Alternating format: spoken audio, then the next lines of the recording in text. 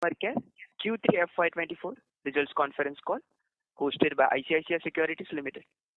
As a reminder, all participant lines will be in the listen-only mode, and there will be an opportunity for you to ask questions after the presentation concludes. Should you need assistance during the conference call, please signal an operator by pressing star then 0 on your touchtone phone. Please note that this conference is being recorded. I now hand the conference over to Mr. Karan Bhuwania. Thank you, and over to you, sir. Thank you. Good afternoon, and welcome everyone to the call. It's our pleasure at ISEC to host Q3FY24 results conference call of Bajaj Consumer Care.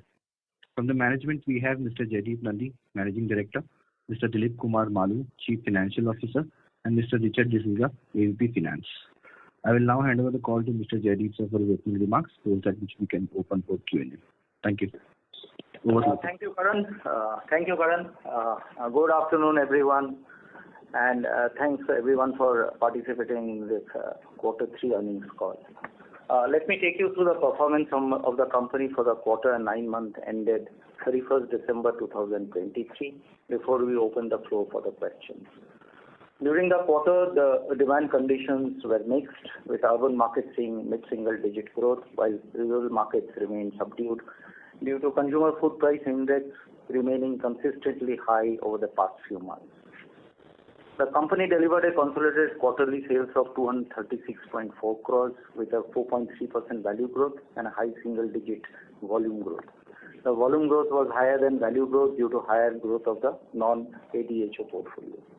For the 9 months ended December 23, consolidated sales stood at 733.7 crores, resulting in a 4.4% value growth along with, again, a high single-digit volume growth. On a standalone basis, the gross margins grew by 30 basis points at 53.3% in quarter 3 FY24. Gross margins for 9 months FY24 stood at 54.2%, an expansion of 110 basis points due to lower cost of key raw materials. On a standalone basis, the EBITDA for the quarter stood at 38.4 crores, which is 13% growth over the same period last year. EBITDA margins saw an expansion of 140 basis points to 16.5% for the current quarter. For 9 months FY24, the EBITDA stood at 125.3 crores, which is 22% growth over the last year, while margins stood at 17.4%, an increase of 260 basis points over the same period last year. PAT for the quarter was 37.6 crores INR, translating to an increase of 12% over the same period last year. For 9 months FY24, PAT was at 121.5 crores INR, registering a growth of 23% over the same period last year. General trade was flat on the secondary basis in quarter 3 on account of inventory corrections that we have taken up aimed at supporting distributors' working capital. In spite of credit crunch in the market, the company has maintained a strict discipline of ensuring zero credit to our distributors in GT. This should bode well for us as the markets improve and our credit discipline remains at where it is. In GT, while rural markets remain subdued, urban markets continue to perform better, driven by specific channel programs and initiatives in specific states, as well as strong performance of the new products. Modern trade continues to scale up well, registering a growth of 24% in quarter 3 24 and 26% in the 9-month FY24 over the same period last year. ADHO continues to gain market share in the key modern trade channels. Promoter-led activations for Almond Drops Serum, Shampoo Plus Conditioner, and Body Lotion, along with visibility spends and collaboration in Bajaj 100% Pure Henna, resulted in strong offtakes of these brands. The distribution for Bajaj 100% Pure Coconut Oil continues to expand successfully, resulting in double-digit growth. E-commerce once again registered a strong performance with a growth of 25% for quarter 3 24 and 27% for 9 months ended December 23. E-commerce B2C demonstrated substantial growth of 38% for the quarter. E-commerce has grown over 2x over the past 8 quarters. Strong offtakes were recorded on key platforms during this quarter due to the festival demand. Our focus and usage of the AI-powered bid optimization tool helped us to win the Best AI-Powered Marketing Strategy at the DNA Asia Sparkies Awards 2023. The canteen businesses also did well, registered a 16 and 22% for the quarter and 9 months ended respectively. The growth was driven by robust performance in both CPC as well as CAG channels.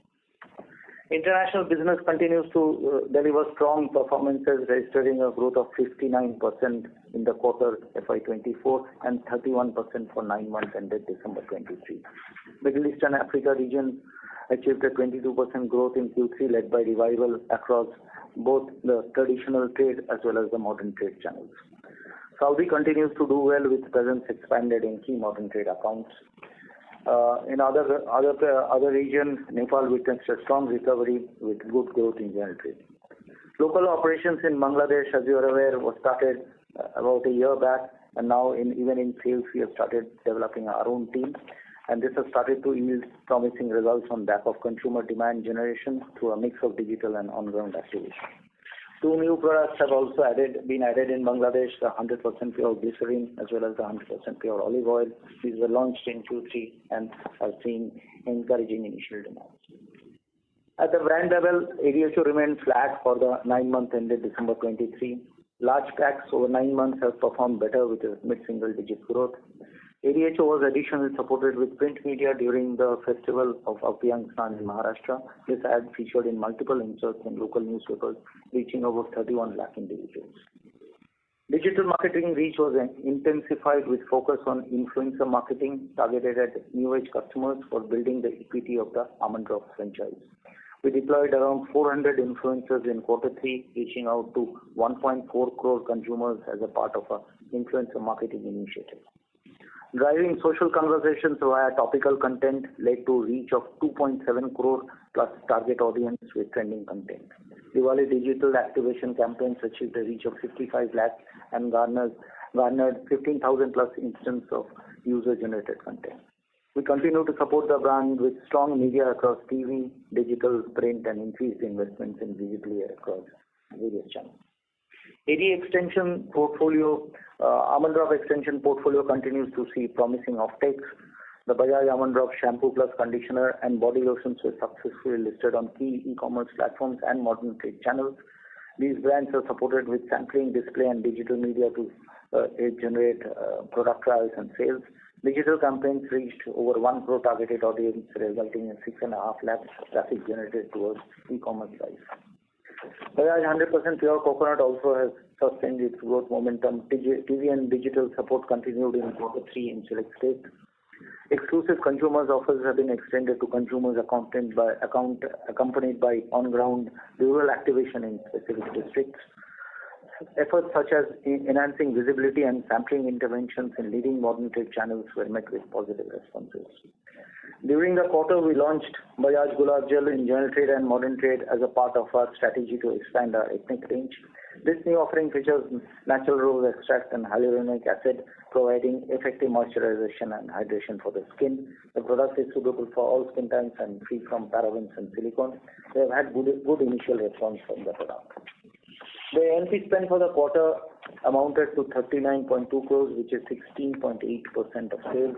Our commitment to investing in ADHO and new brands remains firm, with an increased emphasis on digital media to align with the evolving preference of customers. LLP prices in Q3 remained flat as compared to the same period previous year. RMO prices saw a correction in Q3 compared to the same quarter previous year due to balance of global demand supply of edible oils. We continued making progress on multiple initiatives in raw materials as well as packing materials through cost optimization and alternate vendor development for driving structural reduction in cost of goods sold. In line with our revamped ESG policy, we continue to implement measures aimed at minimizing water and energy consumption as well as reducing waste at our manufacturing facilities. Our efforts in energy optimization and efficiency improvement within manufacturing operations have resulted in reduction of both consumption, energy and water. We continue to make significant progress on our strategic pillars of growth, which sets up well as we expect market conditions to improve in the coming quarters. Specific pack level actions coupled with increased distribution footprint as a part of our retail initiative along with specific state level action plans is expected to drive top line growth for ADHO. New launches under the Almond Drop extension portfolio and Bajaj ethnic range, along with broad basing of our hair oil, continue to remain our growth drivers in the domestic market as a part of our expansion of the non-ADHO portfolio. The increased saliency of our non-ADHO portfolio is trending well as planned, increasing our footprint in international markets, which has been taken up since the last few quarters, have already started bearing fruit, and our high growth for the past few quarters are a testament to that. We expect the saliency of international business to continue to rapidly scale up in the near term. As we look into the next few quarters, we are quite optimistic that due to the government focus on rural housing and sectors such as agriculture and overall infrastructure, the macroeconomic factors will improve in our favor. The rural demand will also improve as a result. This will have a positive effect on consumption across middle and low-income households. This growth in rural and mid-household consumption should benefit us in the long term. This, along with our strategic initiatives, which have already started showing results, should put us in a good, strong position in the coming few quarters. With this, I end the opening remarks and open the session for questions. Thank you. Thank you very much. We will now begin the question and answer session. Anyone who wishes to ask a question may press star and 1 on the touchtone telephone. If you wish to remove yourself from the question queue, you may press star and 2. Participants are requested to use handsets while asking a question. Ladies and gentlemen, we will wait for a moment while the question queue assembles.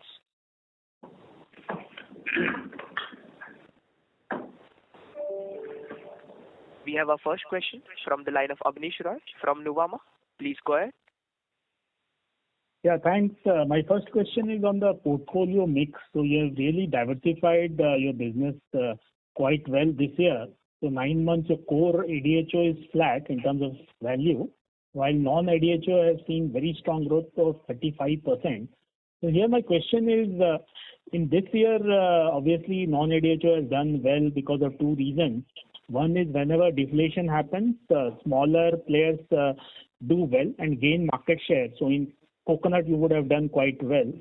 You have done a lot of promotional offers also there.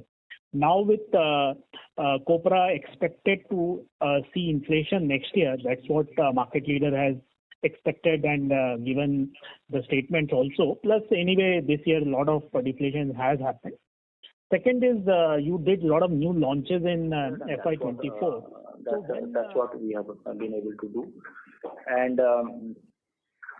2 things. One is entry into a certain geography. The other is also that we wanted to broad base our modern trade customer base itself. I mean, DMart, Reliance are obviously 2 of the largest ones, along with Vishal, etc., playing in the fringe players. But we wanted to broaden the base so that at least our growth prospects do not get too much altered by behavior of a particular market.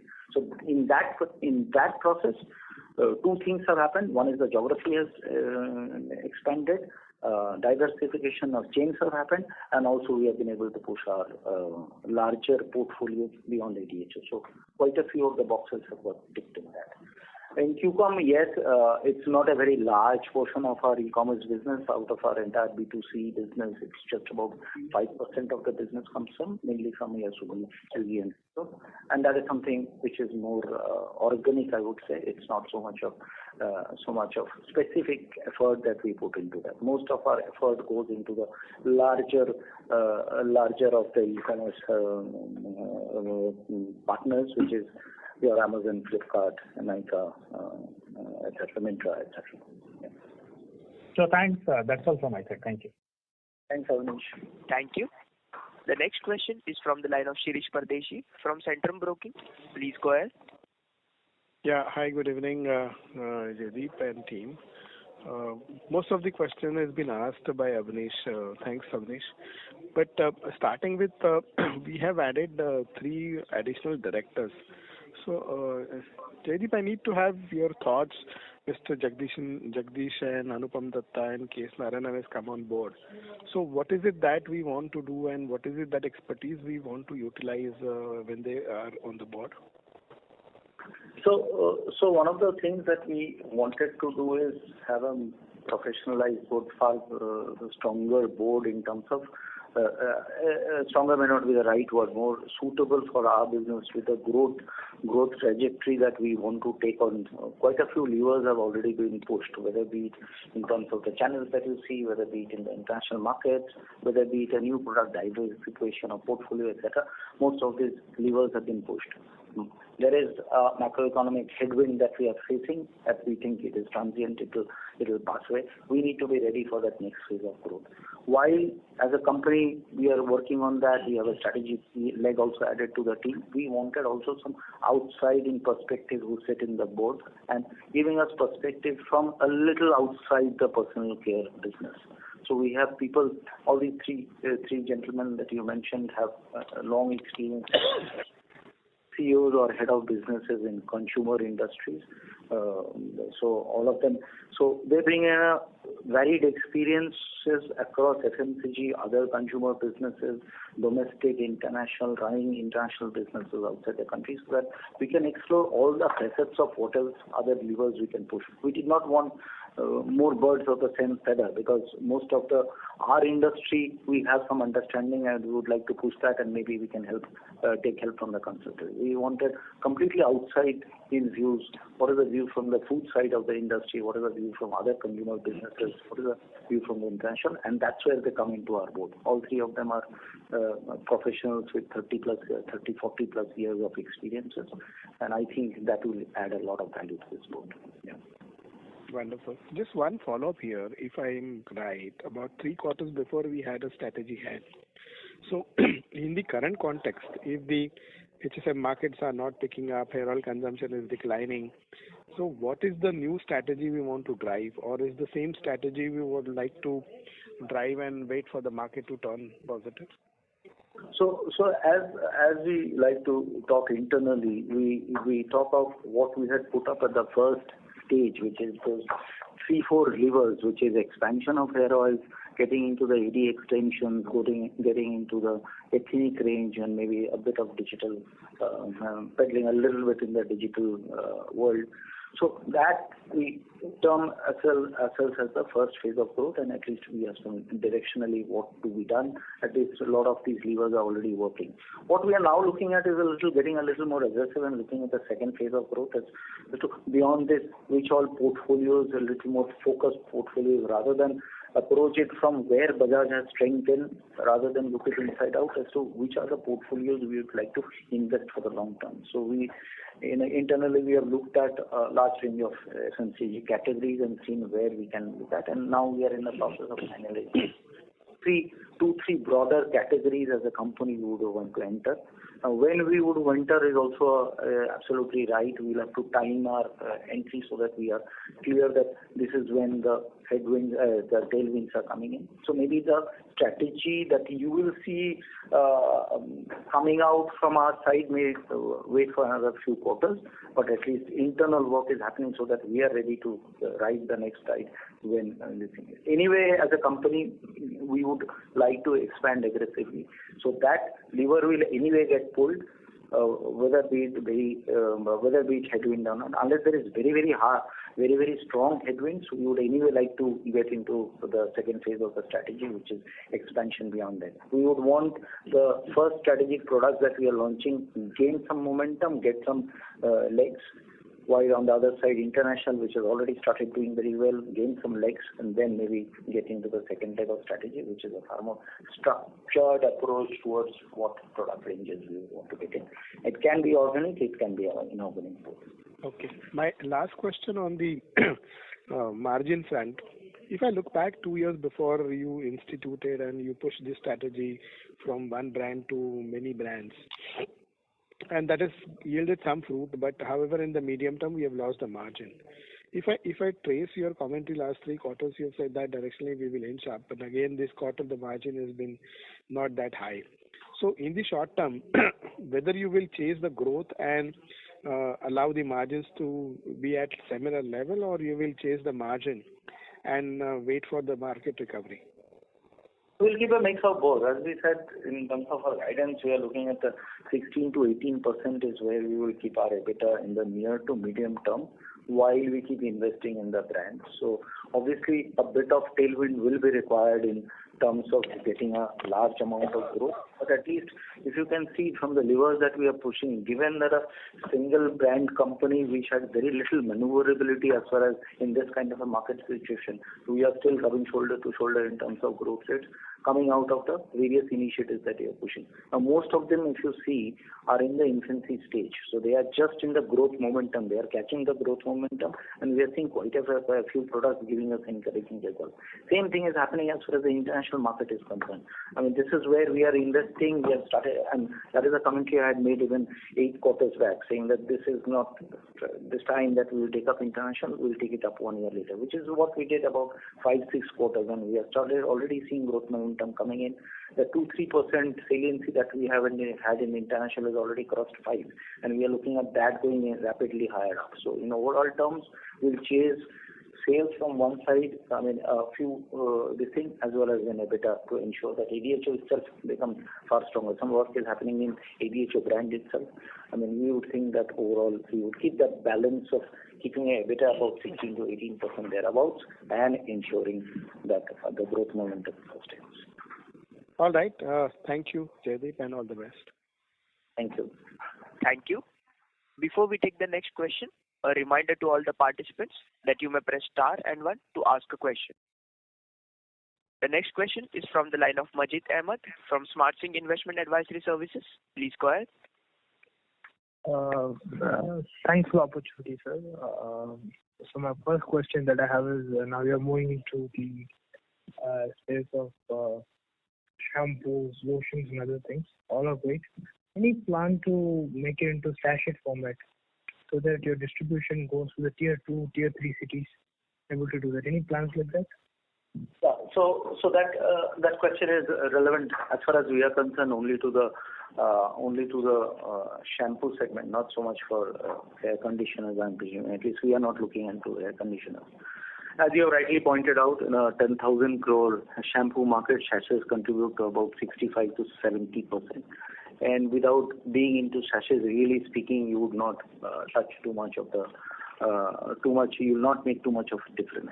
Our aim is obviously that way, hence twofold. We initially wanted to test our product, test our consumer responses, get an understanding of how the brand is performing overall in terms of pricing, in terms of the quality, in terms of packaging, etc. And that obviously that phase is nearly now getting over. While we move into phase 2 as far as shampoo is concerned, is where we looking at a general trade launch. And the moment it comes to general trade, obviously your answer is that we will have to get into the sachet packs. So we are looking at what kind of pricing ensures that our gross margin that we have targeted to ensure at least a 40 to 45% as far as shampoo is concerned is maintained, and that is where we are looking at to ensure that is managed in once we launch in GT. So this is something that we should be seeing coming up in the next financial year. Yeah. That way. So your gross margin in shampoo is 40 to 45% currently? It's a little higher at this stage, but yeah, with the launch of the sachet, etc., we think it will come down to about between 40 to 45%. Okay. So another question that I have is, in the GCC market, we are talking about Saudi Arabia. So any other geographies in GCC like Bahrain, Kuwait, Qatar? Are you planning to diversify or you are present with also? So if you look at the 6 markets of Gulf Cooperative Council, GCC that is, so we started by initially addressing the core, which is where we wanted to change our distributor in UAE. The basic focus has been, as far as GCC is concerned, that we ensure that you tie up with a pure FMCG distributor, and yet he is not too large that we are completely ignored. Or, I mean, you typically have 2 kinds of distributors. One is very, very large distributors who would find it difficult to work with smaller players like us. On the other side, you have players who are really not into distribution of FMCG products. We have been stuck with either of these problems in most of these markets. We wanted to change it, have exactly what we wanted. Smaller players who would see our business as a decent amount as a percentage of the business, typically touching double digit or close to that as a percentage of the business, so that they are interested. That fortunately we have been, and that is something that we have been working very, very meticulously on that. In UAE, we had a good crack as far as that is concerned. So we have a fantastic distributor working with exactly our prerogatives. So new products are getting launched, and we will be launched further. And I have not talked too much about UAE's new product launch because it is still small. But I think you will see more and more of UAE as a story coming up. Saudi Arabia, following that, we had a very good distributor that we have put in.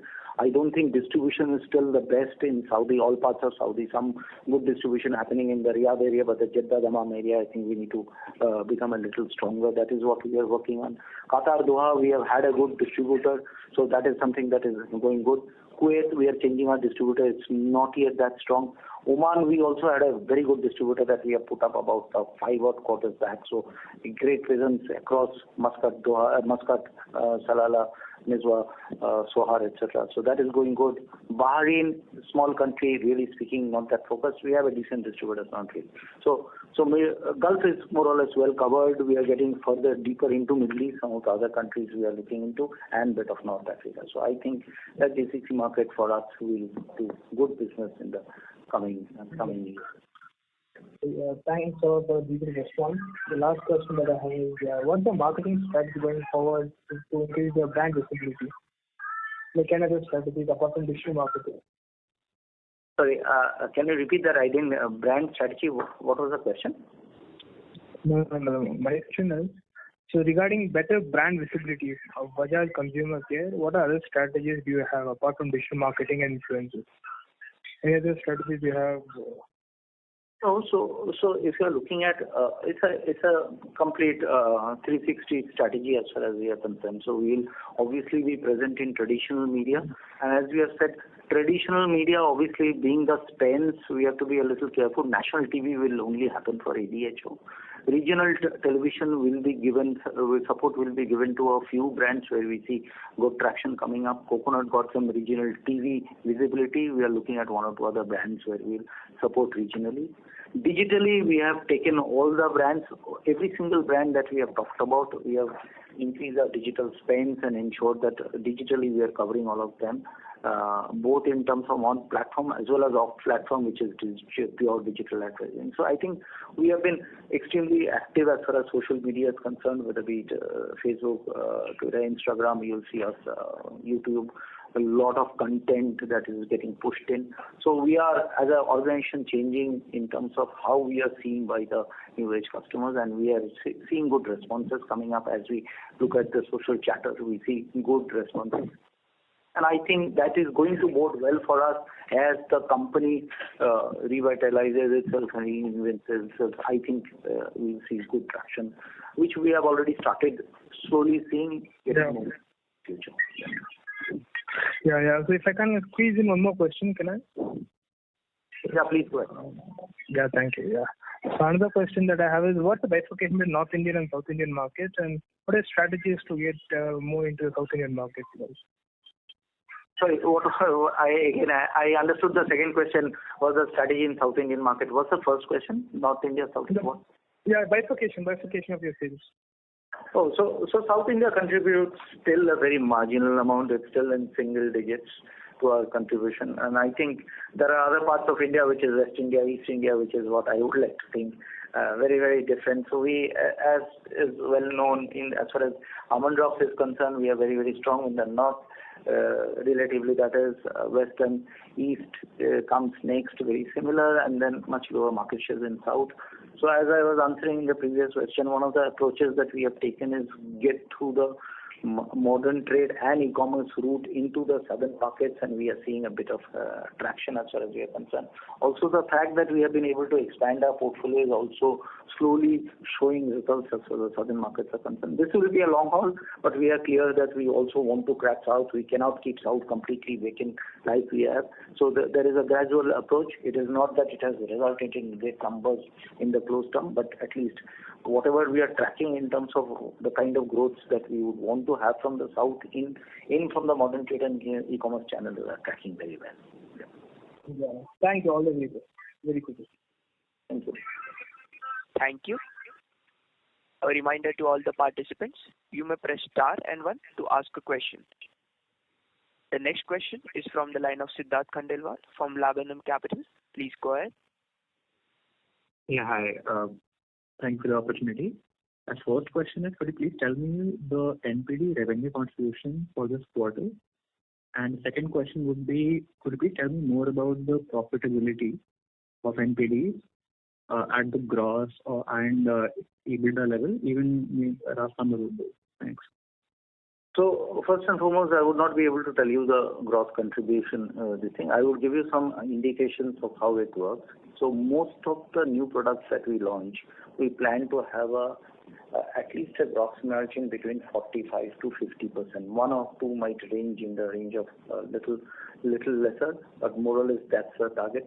Some of these NPDs have a gross margin which is higher than almond drops, which is typically between 55 to 60% based on both the raw material prices as well as the pack mix that we're selling. So this is roughly what we aim to keep it at, 45 to 50% as far as the gross margin for these various products.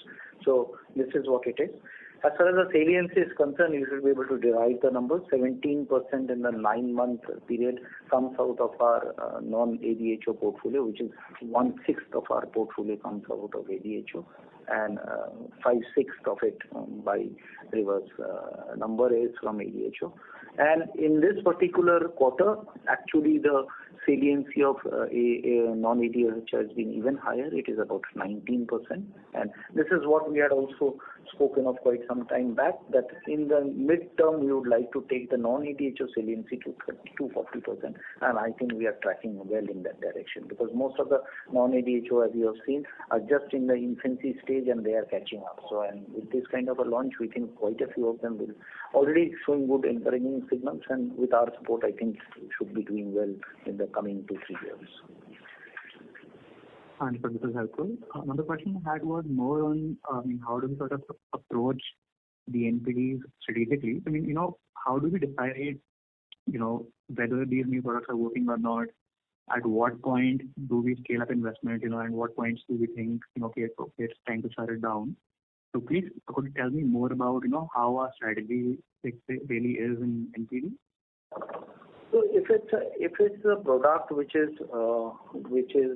in omni channel, which is general trend, general trade, modern trade, at e-commerce itself, we would think a number of at least a 50 crore kind of a number over a 3-year period is a good number to target. And if that number is exceeded, and we have had situations which those numbers get exceeded at times, we think we are in the good thing. As far as e-commerce and modern trade specific numbers are concerned, we would think a number of about 25 crores for that specific product itself is a good number to achieve over the next 3-year period.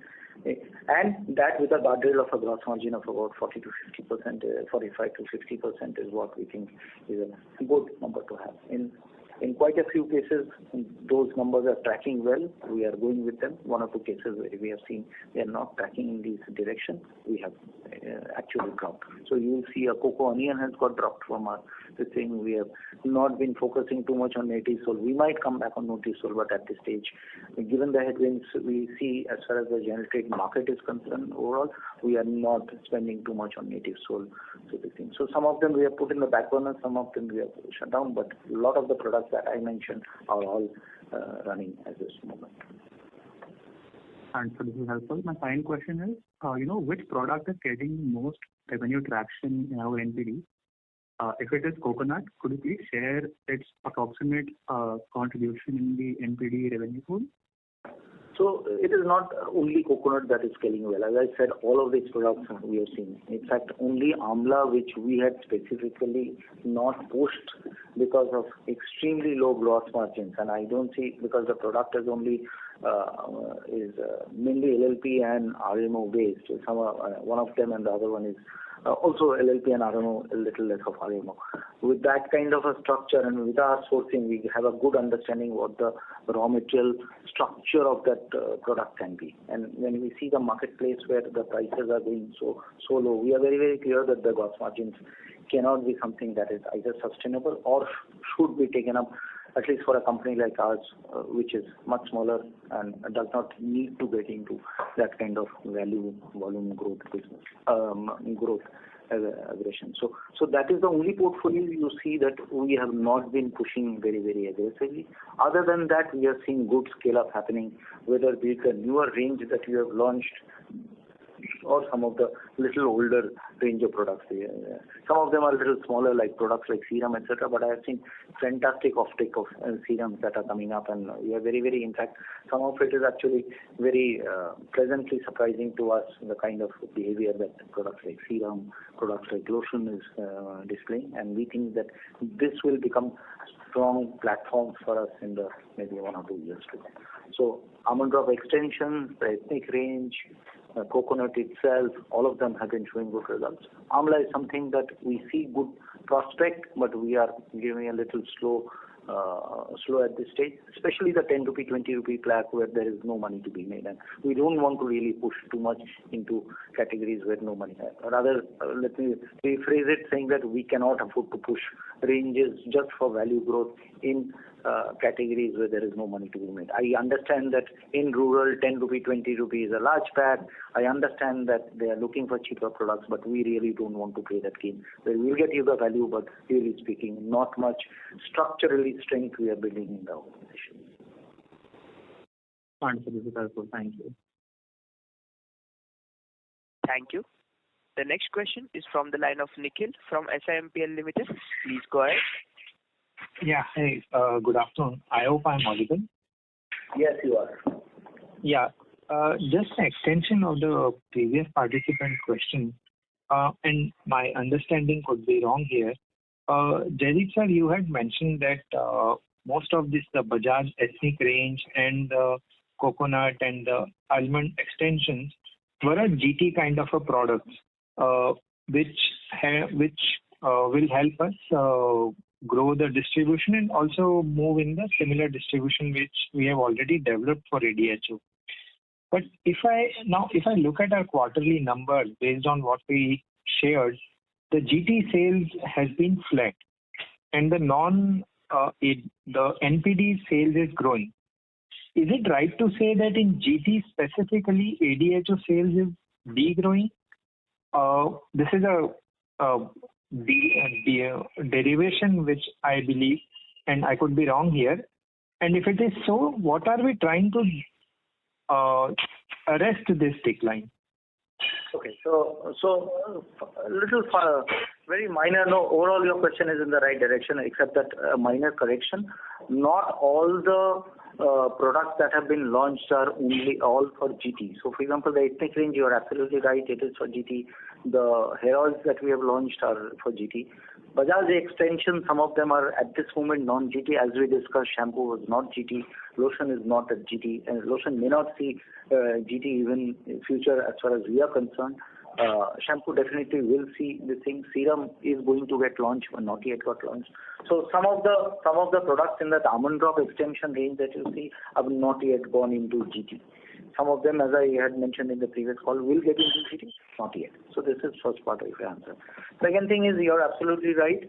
ADHO has not had, it is flat as far as 9 months is concerned. It is tracking very similarly to that. I mean, in fact, some of the packs, and the interesting part is, overall, if you look at, as a part of our strategy, we don't want to focus too much on just the 10 rupee, 20 rupee packs, which is the lowest margin overall. Obviously, we have to play. It's not something that we would not like to play.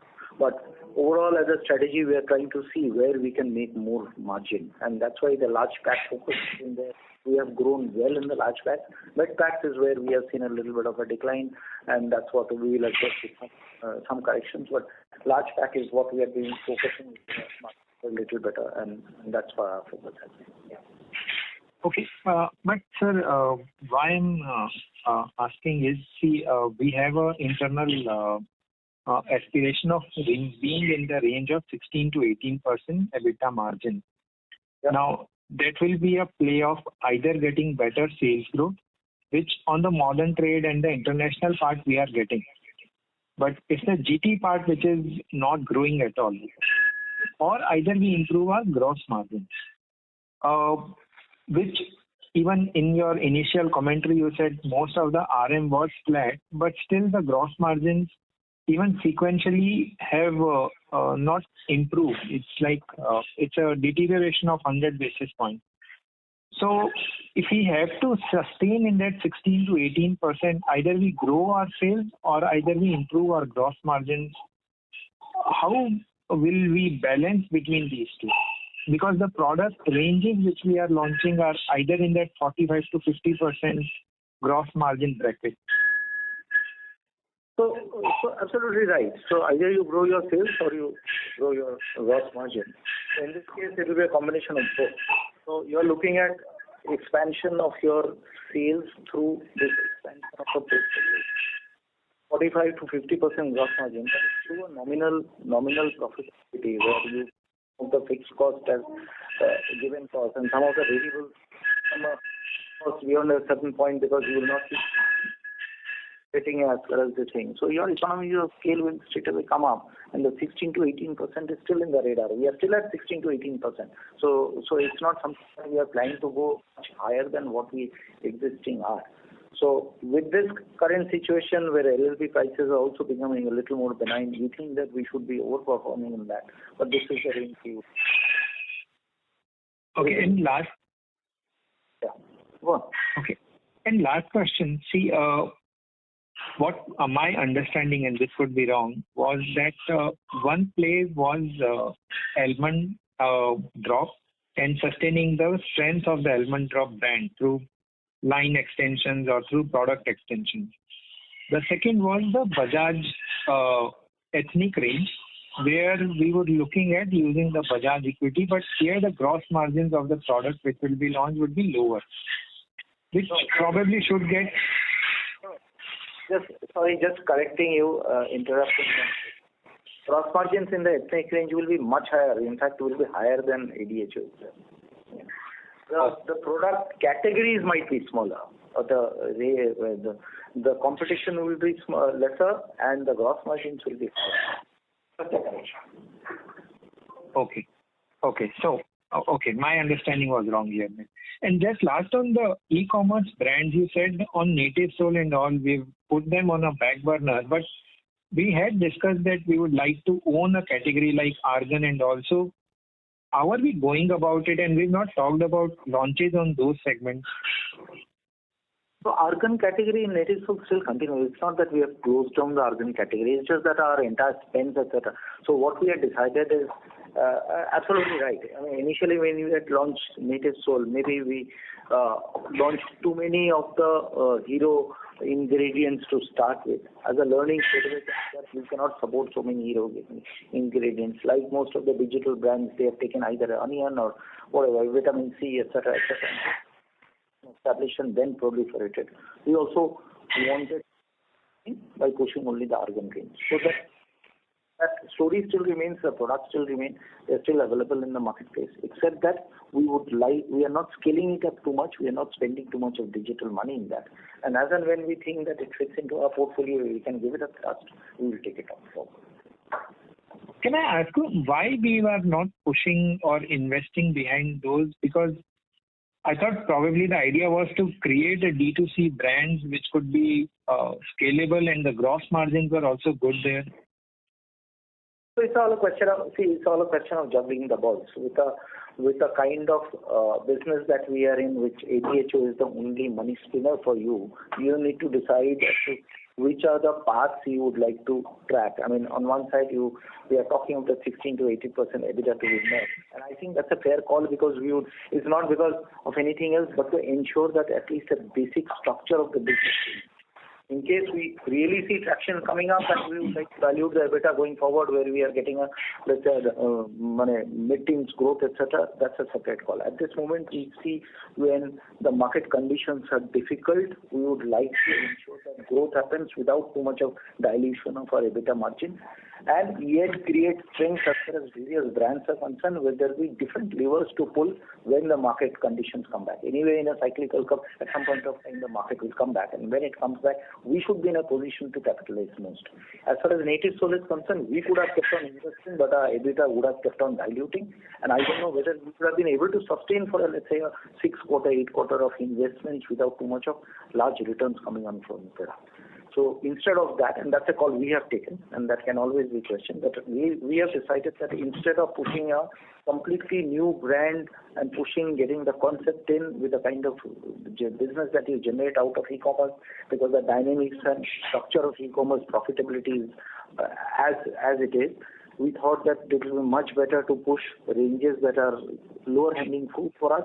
We can make a little more top line sales as well as better bottom line. So that's what we have taken up. And in case we feel that also can be afforded in this entire game of having top line growth as well as that 16 to 18% EBITDA, we'll put that in. At this moment, it is not fitting in that. Sure, sir. Thanks for the explanation. Thank you. Thank you. Ladies and gentlemen, you may press star and 1 to ask a question.